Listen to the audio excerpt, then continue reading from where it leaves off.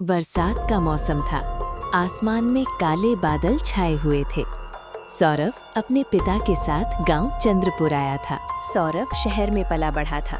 उसे गांव की जिंदगी पसंद थी, लेकिन इस गांव में कुछ अलग सा महसूस हो रहा था, जैसे कोई उसे देख रहा हो। अचानक एक बूढ़ा आदमी उनके पास आया। बेटा, शाम के बाद जंगल की तरफ मत जाना। क्यों बाबा, वहाँ क्या है? बूढ़ा कुछ बोलते बोलते रुक गया। उसकी आंखों में डर साफ दिख रहा था। वहाँ एक कुटिया है जो 20 साल से खाली है, पर खाली नहीं है। इतना कहकर वो चला गया। सौरभ के मन में जिज्ञासा जाग चुकी थी। अगले दिन शाम को जिद में आकर सौरभ अकेले जंगल की तरफ निकल गया। जंगल के रास्ते में पेड़ों की परछाइयां अजीब आकृतियां बना रही थीं। हवा तेज चल रही थी और अचानक उसे वो दिखी, एक टूटी फूटी कुटिया। कौन है अंदर? कोई जवाब नहीं। वो अंदर गया। अंदर बहुत अंधेरा था उस कुटिया में। बस चंद्रमा की हल्की सी रोशनी आ रही थी। ये कैसे हो सकता है? अचानक पीछे से एक फुसफुसाहट सुनाई दी। तुम वापस क्यों आए हो? सौरभ ने पीछे मुड़कर देखा। एक सफेद साया उसके पीछे खड़ा था। कौन हो तुम? साया धीरे धीरे उसकी ओर बढ़ा। यहाँ कोई नहीं आता, जो आता है लौट कर नहीं जाता। सौरभ डर गया। सौरभ डर की वजह से बेहोश हो गया। जब सौरभ की आंख खुली, वो अपने घर में था। उसकी माँ घबराई हुई थी। तू जंगल में बेहोश मिला, वहां गया ही क्यों था? लेकिन सौरभ के दिमाग में वही आवाज गूंज रही थी। तुम वापस क्यों आए हो? उसे समझ नहीं आ रहा था वो साया किसकी बात कर रहा था। वो वापस क्यों बोला? अगले दिन सौरभ को स्टोर रूम में पुराने सामान में एक डायरी मिली। डायरी उसके दादाजी की थी। उसमें लिखा था, चंद्रपुर की कुटिया में एक अधूरी आत्मा भटकती है। वो अपने बेटे का इंतजार कर रही है, जो 20 साल पहले गायब हो गया। उस रात सौरभ सो नहीं पाया। आधी रात को अचानक उसकी आंख खुली। कमरे में अजीब ठंड थी, जबकि पंखा बंद था। आरव उठकर बैठ गया। उसे ऐसा लगा जैसे उसे कोई देख रहा है। कौन है? सौरभ को फिर से धीरे से आवाज आई। तुम वापस आ गए? और फिर सौरभ को एक डरावने गाने की धुन सुनने लगी। सौरभ डर गया और वो वहीं पर सो गया। सुबह सौरभ ने सोचा, शायद सपना था। शायद मैं रात को सपना देख रहा था। सौरभ बाथरूम में गया। उसे बाथरूम में ऐसे लगा जैसे इसके साथ कोई है। सौरभ डर के मारे पीछे मुड़ा। पीछे कुछ नहीं था। कौन है? उसके सामने एकदम से वही कुटिया वाली बुढ़िया सामने आ गई। सौरभ डर गया। तुम मुझे छोड़कर क्यों चले गए?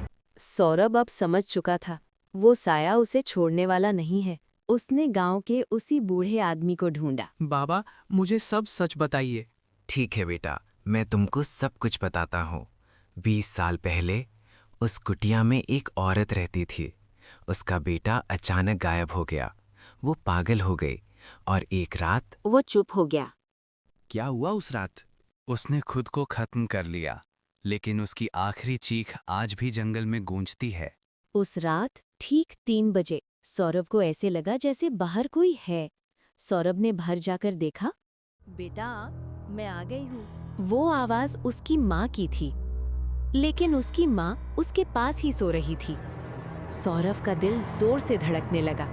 आवाज और तेज हुई। बेटा, मुझे बहुत ठंड लग रही है। उसकी माँ जैसी दिखने वाली एक औरत खड़ी थी, पर इसकी कोई परछाई नहीं थी। अब तो पहचान लो मेरे बेटे। वो साया अजीब हरकतें करने लगा। अब सौरभ समझ चुका था, ये आत्मा उसे अपना बेटा मान रही है। लेकिन क्यों? वो फिर से कुटिया पहुंचा। तुम मेरे से क्या चाहती हो?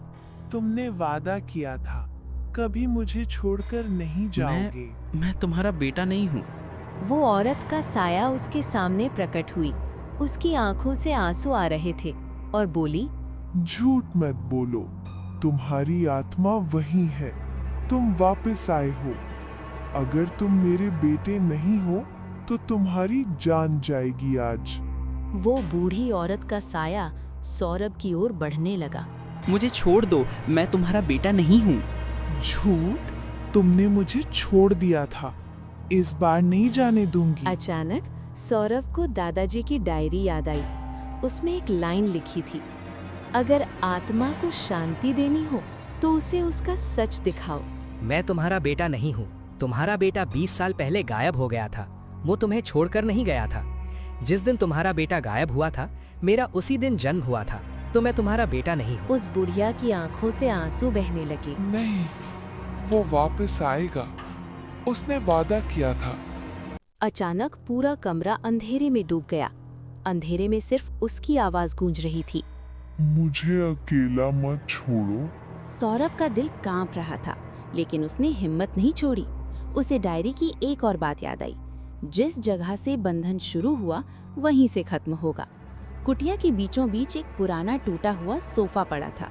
शायद वही जगह थी जहां वो अपने बेटे के साथ बैठकर खेलती थी।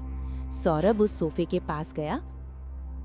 अगर तुम मेरा बेटा नहीं तो फिर कौन हो?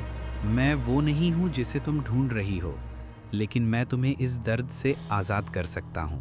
सौरभ सोफे पर बैठा और बोला, तुम्हारा बेटा तुम्हें छोड़कर नहीं गया था, वो खो गया था, लेकिन तुमने खुद को दर्द में बांध लिया।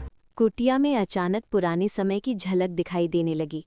वो औरत अपने बेटे को ढूंढ रही थी, रो रही थी, टूट चुकी थी। आत्मा ने धीरे से कहा, क्या वो सच में खुश है? वो जहाँ पर भी होगा ठीक होगा। कुटिया में हल्की रोशनी फैल गई। आत्मा मुस्कुराई और धीरे धीरे उसका साया गायब हो गया। हमें कभी कभी डर से लड़ने के लिए ताकत नहीं, सच और हिम्मत चाहिए होती है। अगर आप सभी को हमारी कहानी अच्छी लगी हो तो हमारी स्टोरी को लाइक, कमेंट और शेयर करें। ऐसे ही मज़ेदार कहानी के लिए हमारे चैनल को सब्सक्राइब करना ना भूलें। धन्यवाद।